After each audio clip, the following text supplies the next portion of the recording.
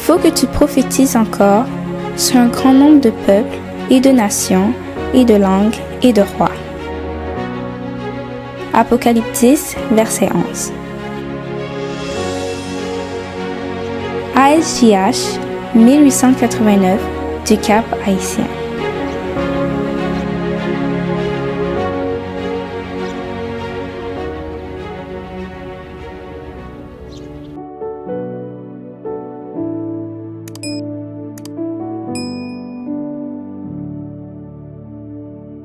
Le Christ, maître du monde. Une citation des témoignages de Sœur Ellen G. White. Psaume 2, verset 8. Demande-moi et je te donnerai les nations pour héritage, les extrémités de la terre pour possession.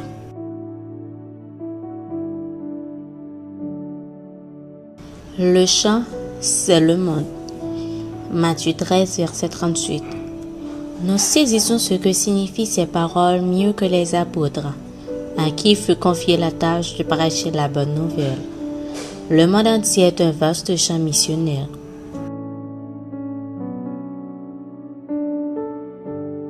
La terrible situation du monde actuel pourrait donner à penser que la mort du Christ a été presque inutile et que Satan a triomphé.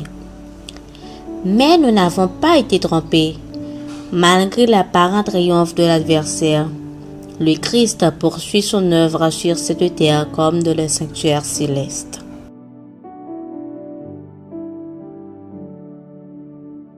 Il nous faut porter l'avertissement sacré et solennel dans les territoires les plus hostiles comme dans les villes les plus corrompues.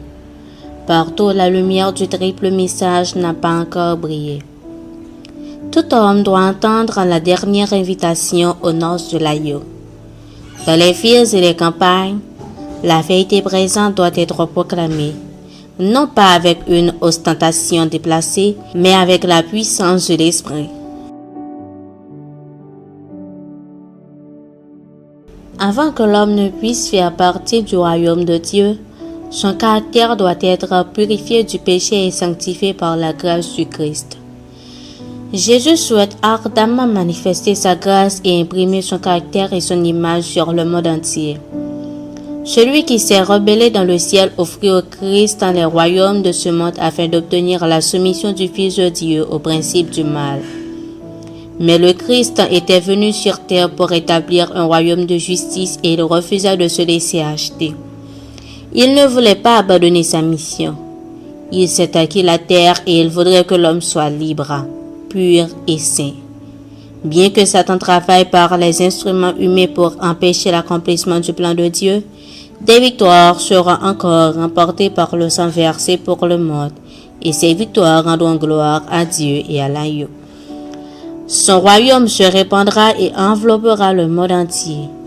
Le Seigneur ne sera satisfait que lorsque la victoire sera complète. À cause du travail de son âme, il rassasiera ses regards. On craindra le nom de l'Éternel depuis l'Occident et sa gloire depuis le soleil levant. Puissance de la grâce, page 27, paragraphes 2 à 5.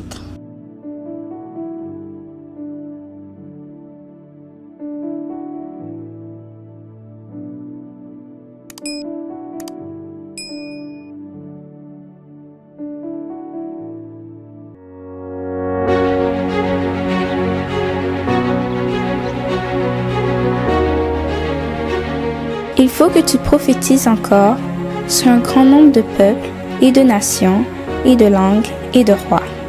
Merci d'avoir écouté cette présentation. Si vous souhaitez prendre part à la mission que Jésus-Christ confie à notre Église, contactez-nous via les coordonnées suivantes: ASJH 1889, caphaïtien@gmail.com, pour WhatsApp 509 32 32 41 42.